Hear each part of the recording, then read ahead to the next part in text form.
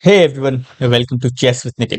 So today I'm excited to show you one of the most insane games ever played by a 13-year-old Magnus Carlsen. In this game against Ernst from 2004, Magnus sacrificed a knight, a bishop, and a rook, all in just 12 moves. And the way he finishes the game is absolutely beautiful. We are going to go through every single move and understand how young Magnus created this masterpiece. If you love aggressive, exciting chess, you're going to enjoy this one. Alright, let's jump into the game. So Magnus is playing with white pieces and he opens with e4. Black responds with c6, d4, d5. Okay, so this is a Caro defense. Knight to c3, pawn takes e4, knight takes e4, and bishop to f5. Okay, so this is a classical version of Caro defense. And knight to g3, bishop to g6, and pawn to h4. Pawn to f6, making room for bishop, and knight to f3. Knight to d7, pawn to h5. Attacking this bishop. Bishop to s7, bishop to d3. Magnus is looking for exchange this light square bishop. So bishop takes d3, queen takes d3, and pawn to e6. So this e6 controls the d5, f5 squares and also allow the dark square bishop to develop. Bishop to f4, preparing for queenside castle. Knight to f6, Magnus castle here, and bishop to e7. Black is preparing for castle. Knight to e4, queen to a5, attacking this pawn. King to b1, defend this pawn, and black castle here.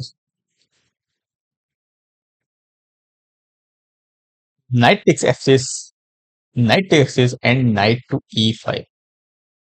Rook to rook a to d8, attacking this pawn and also pinning this pawn. Queen to e2, and now pawn to c5. C5 is the mistake, and Magnus sees it immediately. What would you play here as a white? Can you find the best move for white? Pause the video and think for a moment. There is a tactical opportunity here.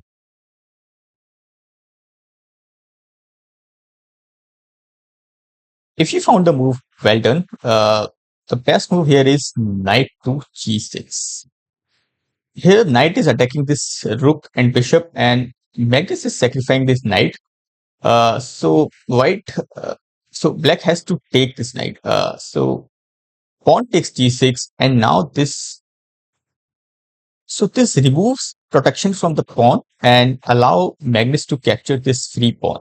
Magnus captures queen to e6. How do you defend this position? If you play rook to f7, then in the next move, pawn takes g6, and now this rook is completely trapped. This is pinned.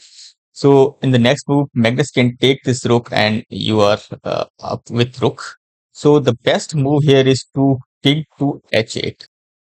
Black plays king to h8, pawn takes g6, and now knight to g8. Black plays knight to g8. Okay, so knight to g8 is a mistake. Here is to queen to b5, offers a queen trade. If black declines this queen trade and just captures the e7 bishop, then you can simply put rook to d8, and then there is not a good space for queen to go. So white has Magnus has to capture this c5 pawn and offer the queen trade, and then queens are off the board. Black is good, and black can continue from here.